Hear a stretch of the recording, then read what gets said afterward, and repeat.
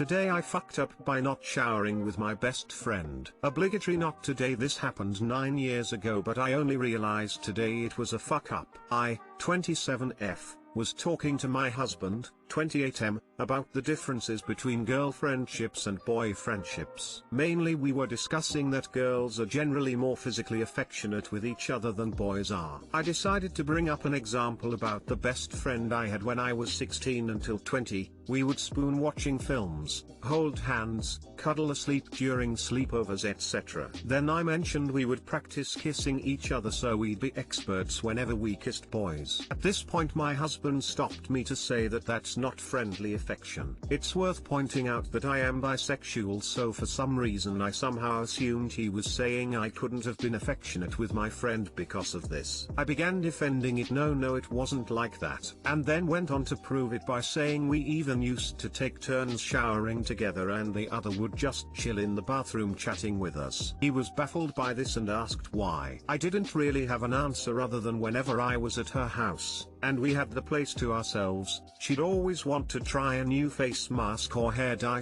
/ product, and while we initially would take turns showering, she suggested we both just stay in the room to keep each other company. ETA, I swear thought I'd mentioned this, but apparently not. When she suggested the shower thing, she initially said we should shower together to save water and time since we could help wash each other's hair, etc. I panicked and kind of babbled excuses about how we wouldn't both fit and it would be just as quick to wait for the other to finish, hence why we ended up sitting in the bathroom while the other showered, then swapping. I then pointed out she knew I was bi and I'd never wanted her to feel uncomfortable, so I'd always made sure when she was showering to look away, and if she asked me to look over for any reason I would completely maintain eye contact the entire time, which to me proved it was nothing romantic at all. I pointed out how difficult I found the entire experience because I'd had a massive crush on her and she'd always made jokes about how we didn't need boys because we had each other / she wished we could just live together and make out all the time, which just made the crush worse. Anyway, after some back and forth with my husband, who at this point was crying with laughter after I'd explained how hard it was to maintain the eye contact since often she'd ask me to look at stretch marks / freckles / ends of her hair,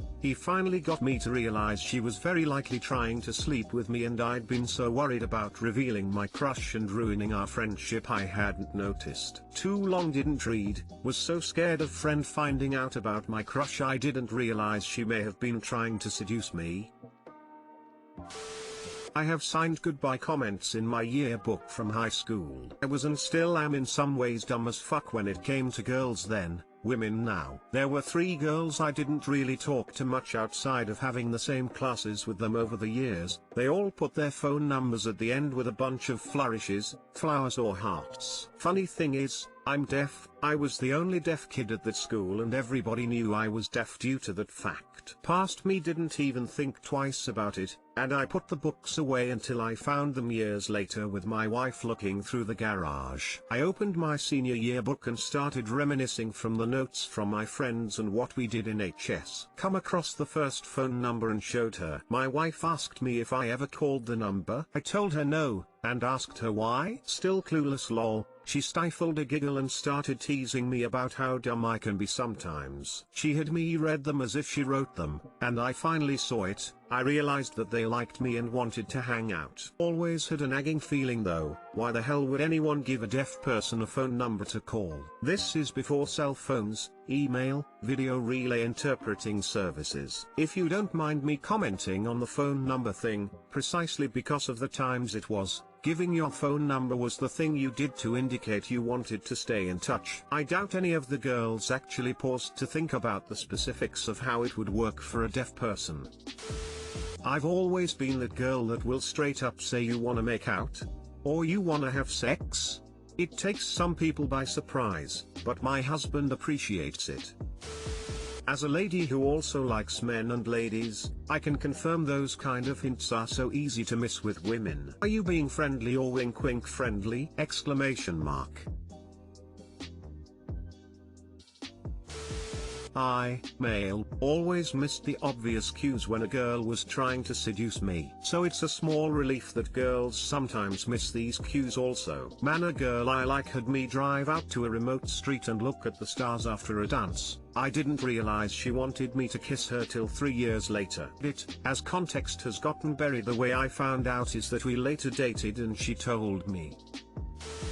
Today I fucked up by getting my balls twisted. Obligatory. This happened last night and reporting from my hospital bed this morning. My girlfriend and I were in a Chipotle parking lot when I see a father in the next car over, parked pretty close, letting me get out of the car first. Tried to hurry up getting out cause it was cold as hell out. Then, I get the feeling that my balls just got squished. Thought no big deal, I'll ride the pain out. 1 hour later, the pain is still there and I'm about to vomit. Worst pain of my life. As I'm sitting on the toilet letting the boys dangle, even though they were packed up nice and tight and now swollen, I read about testicular torsion on WebMD. Shit, I might lose my ball. Went to urgent care and was told to go to the ER. 2 hours later, and a lost COVID test delaying my surgery. Thanks doc, I'm being put under the knife for the first time. When I come to, a wonderful nurse gave me Mardi Gras beads, sparkling applesauce, and a pair of 2021 glasses. Thank you all nurses, doctors and surgeons and staff for putting your life on the line for my balls and everyone else. I just hope my insurance covers party supplies. Happy 2021 years old. Edit, sparkling applesauce is what they give you after they put you on a shit ton of morphine and anesthesia. It looks and tastes a lot like sparkling apple juice, but when you're that far gone you mistype and say applesauce. Too long, didn't read.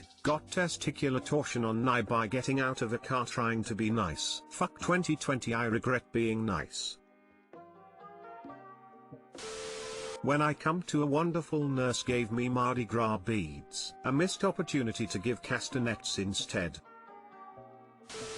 For some reason my fear of this has increased in the past few months.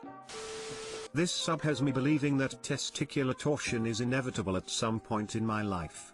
Cool. The best comment I ever had is about testicles. E2, is it when they twist together or twist independently? Exclamation mark. Well, according to the doctor, it's only very common in people that have less attached balls that can like spin around. Some people have attached balls, I guess. And you can have the surgery done voluntarily whenever to make sure it never happens. I hope it never does. On today's episode of things I didn't know I should have been worried of and that will give me anxiety from now on. I know we weren't supposed to go out, but you didn't need to host your own eyeball drop. Today I fucked up by breathing COVID fumes. I'm a doctor working in the ER and there are a lot of COVID patients every day. I know the routine of putting on all the protective gear, the masks, the treatment. This wasn't my first rodeo with COVID. The patient is older, and is currently hypoxic, not getting enough oxygen, and I am suspecting a superinfection with bacterial pneumonia on top. At first the patient is on 3 liters of O2, but the nurse calls me in because she can't get an arterial blood sample and it needs to be done with ultrasound to find the artery. Get into all the gear, go in with scanner, get the sample, evaluate the person, increase oxygen, get out and confer with my attending, get all the COVID regiment going. The patient desaturates again. Oxygen saturation needs to be above 95% in people with no lung diseases. Above 92% can be acceptable in COVID cases. The patient is at 84%. On goes the gear,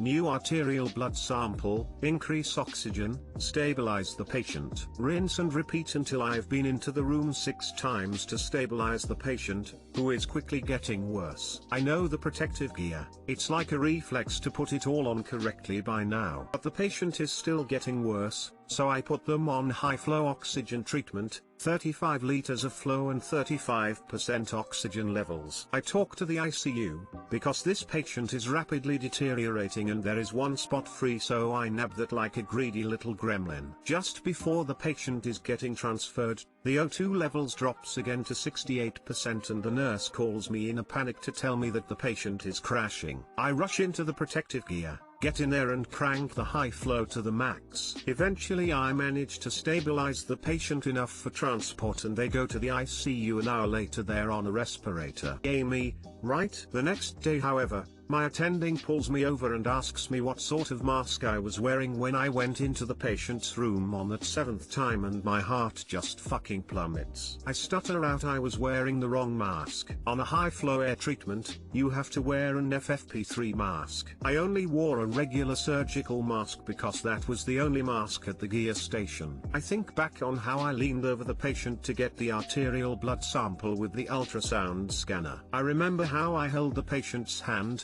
telling the patient we were doing everything we could and we were going to transfer to ICU. I remember the patient coughing, me standing right next to the bed, just breathing in the COVID fumes. All the times I've seen COVID patients, all the times I've put on the correct gear, and this one time I managed to screw up. Currently at home in isolation, waiting for the COVID tests, while all my colleagues are working their butts off at the ER. Too long didn't read. I am a dumb doctor at work, forgot to wear the right protective gear and got coughed in the face by a COVID patient. COVID sucks, wear your masks. Edit 1, also worth noting, and because I've gotten a few messages about it, the standard PPE for COVID or suspected COVID cases is different from place to place, as are the procedures. Where I work the standard gear is a face shield, a surgical mask, gloves and a coat, which is only to be worn once. If there is a risk of aerosols, such as high-flow air treatment or cardiac arrest treatment, we are allowed to wear FFP2/FFP3, N95 and N99,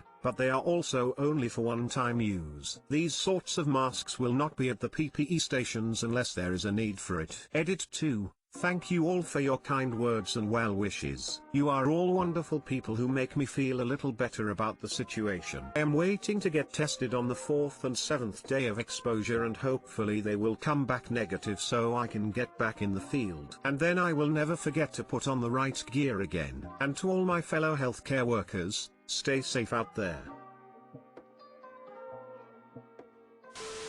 Translation for my fellow North Americans, FFP3 is the European standard for what we here would call an N99 mask. The N95 you hear discussed so often here would be an FFP2.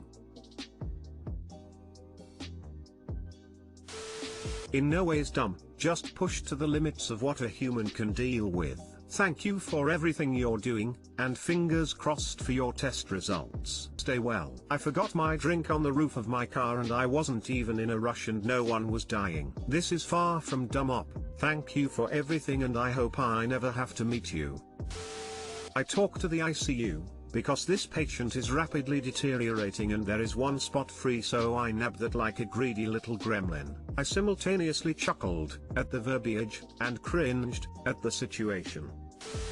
I'm a nurse, a relatively new nurse at that. This post made my heart race. I am so sorry this happened to you. This probably doesn't help, but you sounds like an amazing provider with excellent bedside manner. I wish more doctors like you existed and I thank you for everything you do for your patients and healthcare team. Thank you. Although the nurse was the real trooper here, she stayed with the patient for hours, all dressed up in protective gear, making sure the patient was cared for, and she remembered to wear all the right protective gear.